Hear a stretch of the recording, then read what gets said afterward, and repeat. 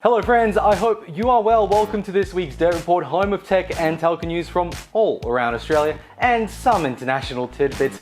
Falling onto the start of the new month, August, it's incredible how quickly this year has flown past. So let's try and keep this video short and sweet. In today's episode, we have NBN providing relief for lockdown states, Google expands its cloud in Australia, what does it actually mean? And Tesla batteries burst into fire in Victoria. Make sure to tap the like button if you like this video and subscribe to support us. And if you haven't already checked out the Nielsen NBN research panel, share your NBN speeds and get rewarded with points to turn them into vouchers for places like Amazon and Bunnings. Links below for more details. Let's roll the intro.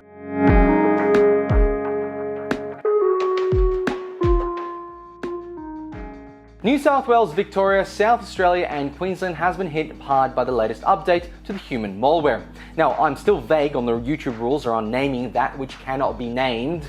I still like human malware, it humanizes it. The latest variant has caused mass lockdowns, protests and then extended the lockdown, but we're not here to talk backyard cricket. Leave that to the politicians. We are here to talk tech and telco news. So, what do you do when you're working from home? Well, you fire up the old Netflix and chill and cause the NBN to take a significant hammering at the same time. NBN has taken many steps in the last 2 years to assist with the COVID situations, so we have talked about a few on here before. But again and again, the assistance seems to stem from one particular area that the NBN has long held dear to their hearts, the CVC. This time around, NBN has announced a $5.2 million relief credit payment system and additional data for eligible internet providers, or as the cool kids say, RSPs. Now, this is not for all of Australia, I'm sorry. The states eligible are New South Wales, Victoria and South Australia. Sorry Queensland, you are not on the list and so you're on your own. You may have seen in the past RSPs saying that NBN is not doing enough to help them when it comes to overcharges due to the lockdowns, for example. Well, this time around, it's no different. A Telstra spokesperson said, NBN's small one-off credit is insufficient. It doesn't ease the burden that retailers are carrying. With millions of Australians still dealing with the impacts of COVID, we continue to see higher than normal demand for data in areas impacted by lockdowns. To meet this demand, we have increased the CVC capacity we buy from NBN as traffic has increased 30 to 40%. Certainly, one of our biggest carriers have some weight in their comments, right? Well, I thought I'd ask Damon Ivory of the RSP Launtel of his thoughts on the relief package. Now, he said to me, this is all part of the ongoing war between NBN and the RSPs around CVC.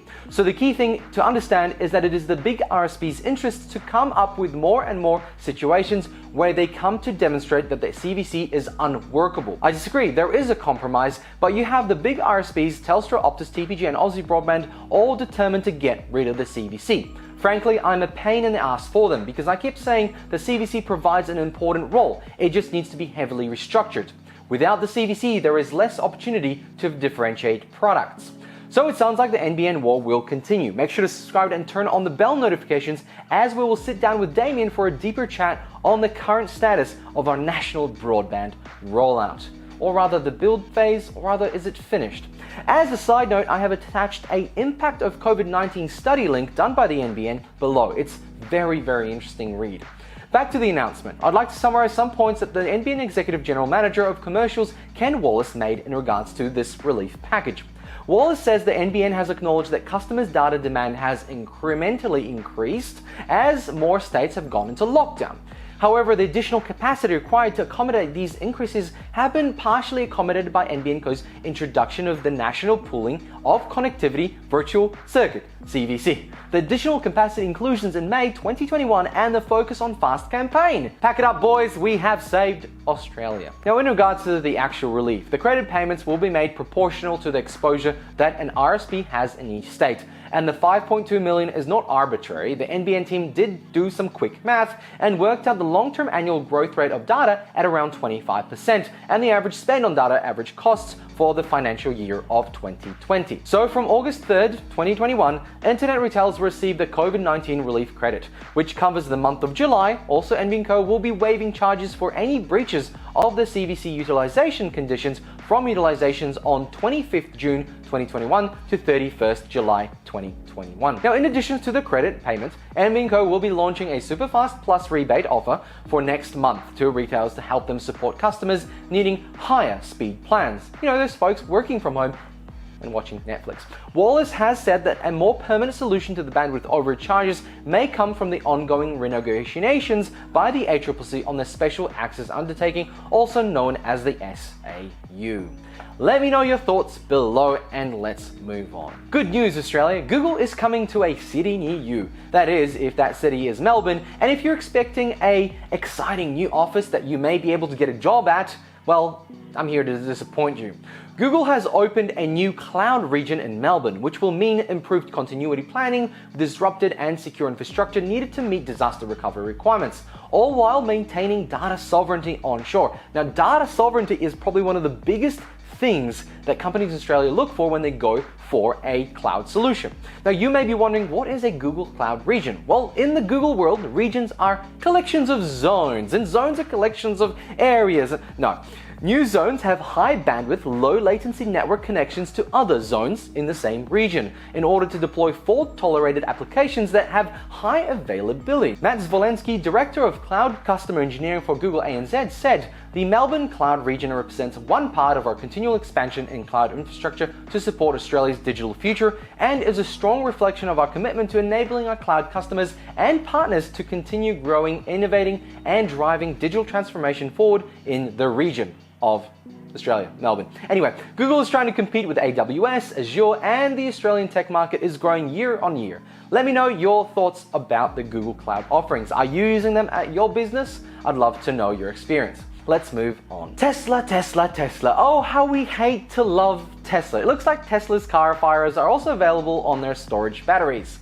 I don't think there's a connection. I should probably not say there is a connection. This was just a joke. Please don't sue me. If you haven't already seen in the media coverage this week, a Tesla mega pack has caught fire in Victoria, and my goodness, what a fire it is when lithium gets a spark. For a bit of background, a Tesla mega pack is a large-scale rechargeable lithium-ion battery stationary energy storage product. Damn, the marketing for that is brilliant. Now, it's intended for use at battery storage power stations manufactured by Tesla Energy, the clean energy subsidiary of Tesla.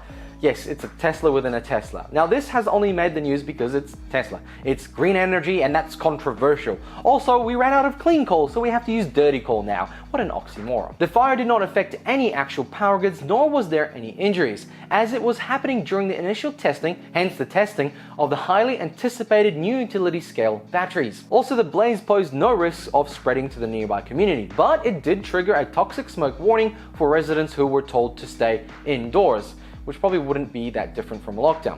Now, the battery farm spans the size of an AFL stadium, and no, you cannot play footy in it.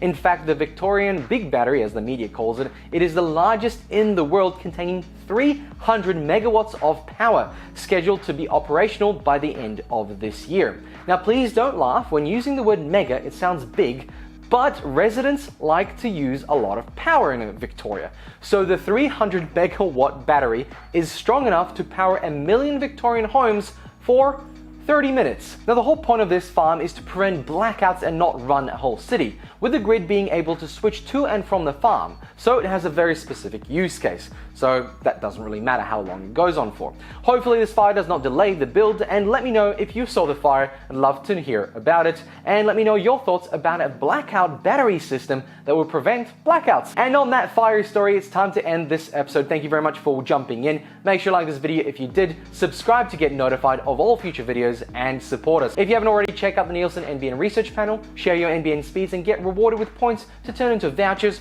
for places like Amazon and Bunnings. Links below for more details. Thanks and bye!